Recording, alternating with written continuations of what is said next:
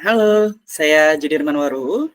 Saya mahasiswa di Universitas Dian Nusantara. Saya mengambil jurusan Ilmu Komunikasi.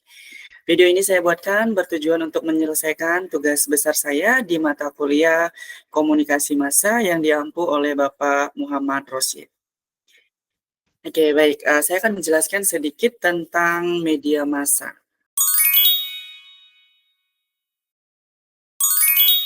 Media massa adalah sebuah media ataupun saluran yang digunakan untuk menyampaikan ya atau menyebarkan informasi melalui media ya, melalui saluran gitu ya. Dan untuk medianya itu banyak sekali, contohnya seperti televisi, kemudian ada radio ataupun media cetak seperti koran dan lain-lain gitu. Nah, dan tidak hanya sebagai penyebar informasi atau penyampai informasi, media massa juga bisa dapat digunakan sebagai bahan pendidikan ya atau juga bahan hiburan gitu. Misalkan untuk bahan pendidikan, nah biasanya di media massa ya, misalkan di televisi ada tayangan-tayangan yang berbaur dengan pendidikan ya, yang menambah untuk wawasan para audiens yang melihatnya ataupun yang mendengarnya. Nah, contohnya misalkan kuis matematika, ya cerdas cermat, ya COC dan lain-lain. Nah, itu bisa dijadikan sebagai bahan pendidikan. Oke. Nah, kemudian sebagai bahan hiburan. Tentunya media massa ini tuh sering sekali menayangkan tayangan-tayangan yang bernuansa lawak ya, komedi ya yang bisa menghibur para audiens. Nah, ini digunakan sebagai hiburan ya secara tidak langsung melalui media massa. Contohnya seperti tayangan Lapor Pak di Trans 7, kemudian ada eh, apalagi BTS ya bercanda tapi santai. Kemudian kalau misalnya kita lihat zaman dulu itu ada OPJ, ada Facebooker dan lain-lain semua sebagainya gitu. Nah, itu semua adalah tayangan ya, tayangan komedi bernuansa komedi gitu. Nah, ini dapat sebagai hiburan melalui media massa. Seperti itu.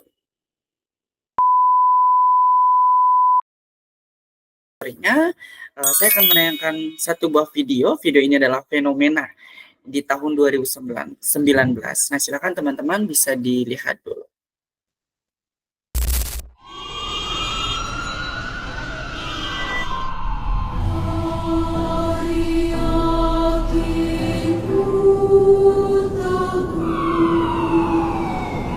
Pandemi COVID masih nyata ada di negara kita. Oleh sebab itu, kita harus tetap benar-benar waspada, tetap tidak boleh lengah, tidak boleh menyepelekan yang namanya COVID.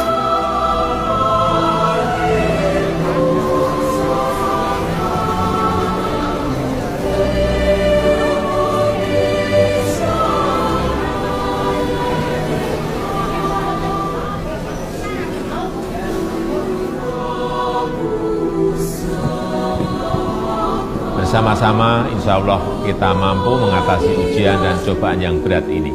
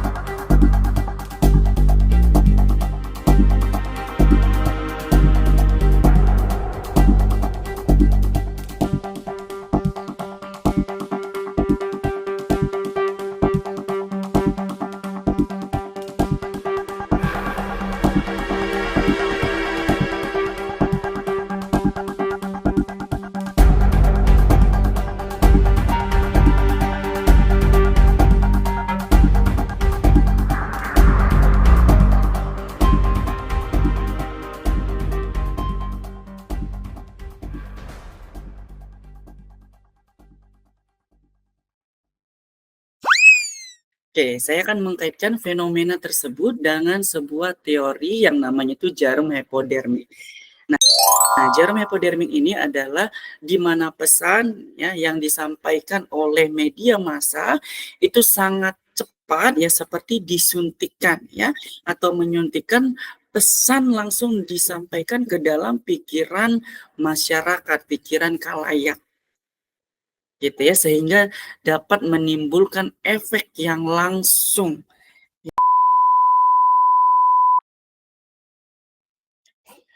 Nah, dengan demikian media massa sangat memiliki kekuatan yang besar ya, sangat memiliki pengaruh yang besar ya saat ya atau dalam menyampaikan fenomena wabah tersebut ya, fenomena virus tersebut. Nah, yang di mana efek yang dialami ya, reaksi yang dialami oleh audiens, oleh masyarakat itu banyak sekali dari fenomena yang ditayangkan oleh media massa tersebut. Nah, contohnya misalkan kalau teman-teman bisa lihat ketika terjadi fenomena tersebut ya, ditayangkan ya, kita harus memakai masker untuk kemana-mana gitu ya, dan kemudian ada informasi akan adanya lockdown ya, di mana kita nggak bisa keluar rumah sama sekali gitu ya, harus stay di rumah. Nah, akibat dari tayangan tersebut banyak masyarakat luas, banyak khalayak luas yang tiba-tiba itu berbelanja massal ya, panik buying ya. Mereka beramai-ramai mencari barang ya, barang-barang yang nanti dibutuhkan ya, seperti menyetop bahan makanan secara banyak gitu ya. Karena yang tadi, karena adanya informasi akan adanya lockdown, tidak bisa keluar. Jadi mereka itu belanja massal untuk menyetok ya bahan-bahan yang nantinya diperlukan ketika kita tidak bisa keluar. Nah, itu terefek yang didapatkan oleh oleh khalayak karena adanya informasi tayangan ya yang disampaikan oleh media massa dengan teori jarum hipodermik. Seperti itu. Oke. Oke, nah kemudian saya akan menayangkan satu buah video lagi.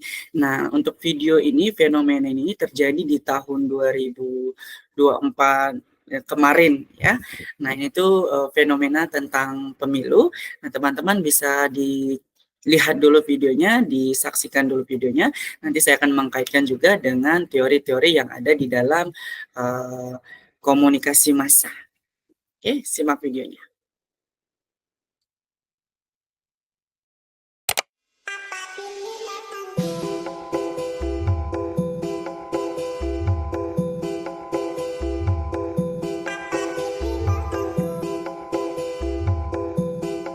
Kita menyaksikan ketidakadilan yang sudah mewarnai perjalanan Republik ini.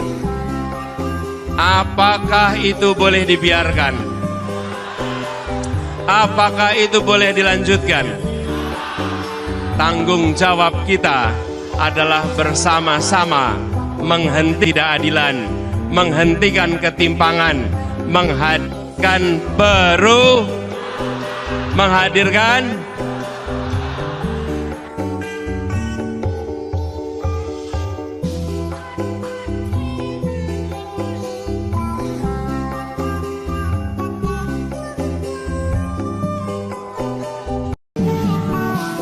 Prabowo Gibran dan Koalisi Indonesia Maju berjuang untuk menghilangkan kemiskinan dari bumi Indonesia. Kami berjuang untuk membawa kemakmuran bagi seluruh rakyat Indonesia. Kami akan melanjutkan apa yang sudah dibangun oleh presiden-presiden sebelum ini.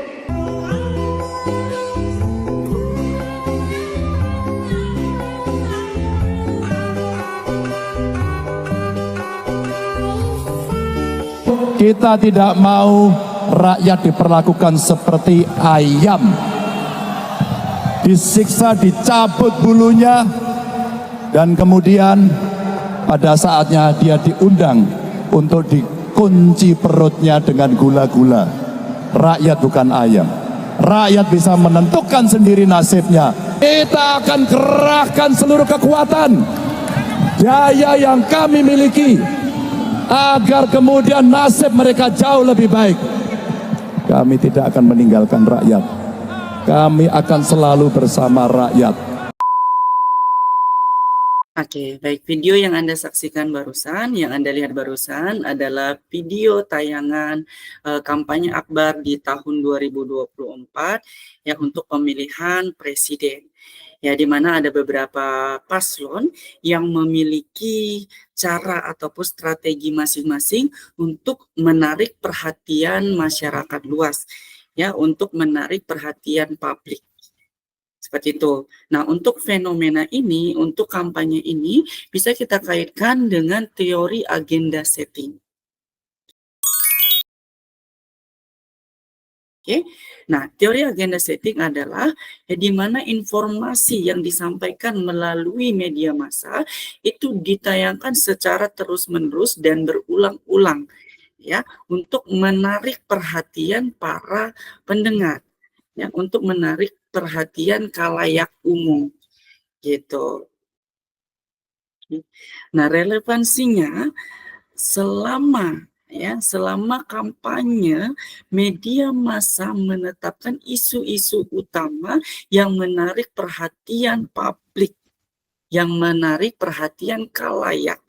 Nah, contohnya seperti ekonomi, kemudian ada pendidikan, ya, ada politik dan lain-lain. Gitu, oke.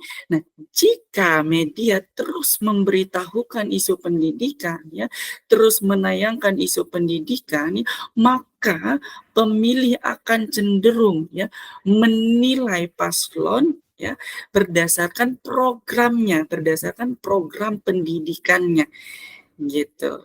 Ya, nah kembali lagi kalau misalkan isu-isu yang diangkat oleh media yaitu tentang ekonomi, nah maka khalayak atau publik, ya, akan memilih paslon yang memiliki program terkait ekonomi. Oke, nah selain dari teori agenda setting, kampanye ini juga bisa kita kaitkan dengan teori framing. Nah, di mana teori framing sendiri adalah informasi, ya, yang disampaikan kepada khalayak yang melalui media massa itu sudah dibungkus, ya, dibungkus secara rapi, ya, sesuai dengan keinginan media massanya, gitu ya. Dan untuk framing ini bisa positif dan negatif. Gitu. Nah, contohnya ketika kita lihat di saat kampanye tersebut, ya, ada beberapa media, ya, ada media A, media B dan C. Nah, ada yang media yang satunya, contohnya kita kasih yang A. Nah, media A ini tuh memberikan salah satu paslon menceritakan tentang paslon ini, menayangkan tentang ya paslon ini dengan segala integrasinya yang bagus-bagus, gitu ya, citranya yang positif gitu supaya menarik perhatian publik. Nah, tetapi dengan paslon lain media ini bisa saja menayangkan hal-hal yang buruk, hal-hal yang tidak disukai oleh masyarakat, oleh khalayak sehingga menurunkan ya minat dari khalayak untuk memilih paslon tersebut. Nah, begitu sebaliknya. Gitu. Oke, baik. Terima kasih buat teman-teman yang sudah menyaksikan, melihat video ini dari awal sampai selesai. Dan terima kasih juga saya ucapkan kepada dosen pengampu saya, Bapak Muhammad Rosid, ya. Terima kasih dan sampai jumpa lagi.